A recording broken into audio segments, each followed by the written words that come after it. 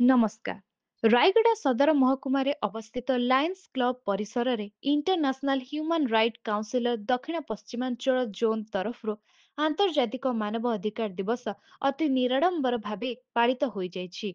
एही सम्मिलनी रे शह शह डंगरिया आदिवासी महिला पुरुष दलित नेतृवृंद जोगदेई तांकर संघर्षर कहानी वर्णना କରିଥିଲେ।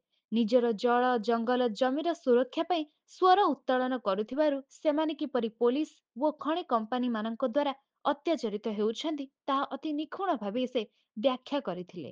ଖଣି କମ୍ପାନୀ କିଭଳି ତାଙ୍କ ଅଞ୍ଚଳକୁ ଦ୍ୱିତୀୟ ବମ୍ବେ ଗଢି ତୋଳିବ ସେଇ ସ୍ୱପ୍ନ ଦେଖାଇ ତାଙ୍କ ଗାଁ ଗୁଡିକୁ ଦାଦନର ଉପତ୍ୟକା ସଜାଇ ଦେଇଛି ତାର ଦୁଃଖ ବର୍ଣ୍ଣନା କରିଥିଲେ। ଅନ୍ୟାୟ ପାଇଁ ସ୍ୱର ଉତ୍ତୋଳନ କରିଥିବା 12 ବର୍ଷ ଜେଲ କାଟିଥିବା ଅର୍ଜୁନ କୁମାର। ଆଦିବାସୀଙ୍କୁ ଟଙ୍କା ଦେଲେ ଟଙ୍କା ସରିଯିବ, ଚାକିରି ଦେଲେ ଗୋଟିଏ ପିଢି ପରେ ଚାକିରି ସରିଯିବ, କିନ୍ତୁ ଏ ମାଟି ତାଙ୍କୁ କାଳ କାଳ ଜୀବନ ଜୀବିକା ଯୋଗାଇ ଆସିଛି ଓ ପିଢି ପିଢି ଚାକିରି ଯୋଗାଇବ। ତେଣୁ କିଛି ଟଙ୍କା ଦେଇ ଛୋଟ ଘରଟିଏ ଦେଇ ବା ଉପର ଠାଉରିଆ କିଛି ଔଷଧ ବାଣ୍ଟି ଆଦିବାସୀଙ୍କ ଉନ୍ନୟନ ହେବା କହିବା ହାସ୍ୟାସ୍ପଦ ନୁହେଁ ତ ଆଉ କଣ ବୋଲି ପ୍ରଶ୍ନ କରିଛନ୍ତି ଆଦିବାସୀ ଯୁବତୀ କବିତା।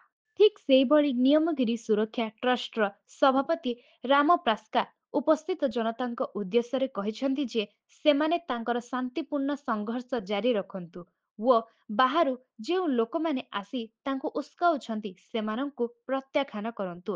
କଲ୍ୟାଣ ସିଂହପୁର ବ୍ଲକରୁ ଆସିଥିବା ମହିଳା ଆଦିବାସୀଙ୍କ ନେତ୍ରୀ ଆନ୍ଦୋଳନ ବିଷୟରେ ବକ୍ତବ୍ୟ ସମସ୍ତଙ୍କୁ ବିମୋହିତ କରିଥିଲେ। ଆଜିର ବିଷୟବସ୍ତୁ ବିଷୟରେ ଆଲୋଚନା କରି ମୁଖ୍ୟ ଅତିଥି ଡକ୍ଟର ବାଦଲ କୁମାର ତା କହିଥିଲେ ଯେ ଆବଶ୍ୟକୀୟ ମୌଳିକ ଜିନିଷ ଗୁଡିକ ଉପରେ ଅଧିକାର ଯଥା ରୋଟି କପଡା ମକାନ ସହିତ ସମ୍ମାନର ଅଧିକାର ଆମ ସମସ୍ତଙ୍କ ବିଶେଷ ଭାବରେ ଦଳିତ ନିଷ୍ପେଷିତଙ୍କ ଅଧିକାର ଯାହା ଭାରତୀୟ ସମ୍ବିଧାନରେ ଲିପିବଦ୍ଧ କର୍ତ୍ତବ୍ୟର ଦ୍ୱାହି ଦେଇ ଅନେକ ଗରିବ ଲୋକଙ୍କ ଅଧିକାର ସ୍ୱୀକୃତି ନ ଦେବା ଅତି ଉଦ୍ବେଗଜନକ ଓ ଗଣତନ୍ତ୍ର ପ୍ରତି ବିପଦ।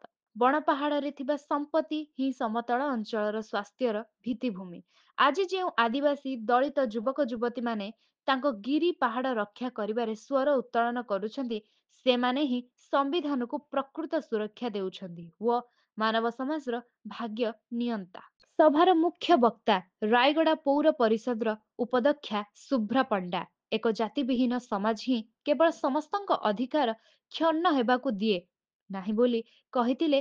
ଶାନ୍ତିପୂର୍ଣ୍ଣ ଲଢେଇ ହିଁ ମାନବିକ ଅଧିକାର ଗୁଡିକୁ ସାବ୍ୟସ୍ତ କରିବାକୁ ଦୃଢ ନିଶ୍ଚିତ କରିଥାଏ ବୋଲି ସେ ତାଙ୍କ ବକ୍ତବ୍ୟ ରଖିଥିଲେ। ସଭାରେ ଅଧ୍ୟକ୍ଷତା କରିଥିଲେ ଇଣ୍ଟରନ୍ୟାସନାଲ ହ୍ୟୁମାନ ରାଇଟ୍ କାଉନସିଲର ଦକ୍ଷିଣ ପଶ୍ଚିମାଞ୍ଚଳ ଜୋନର ସଭାପତି ଅନୁବ୍ରତ ବାରା, ବରିଷ୍ଠ ସାମ୍ବାଦିକ ଦୀପକ ପୃଷ୍ଟି, ନିରଞ୍ଜନ ପାଳ, ଦୁର୍ଗା ପାଢୀ ଓ ଅନେକ ବୁଦ୍ଧିଜୀବୀ ଯୋଗ ଦେଇଥିଲେ।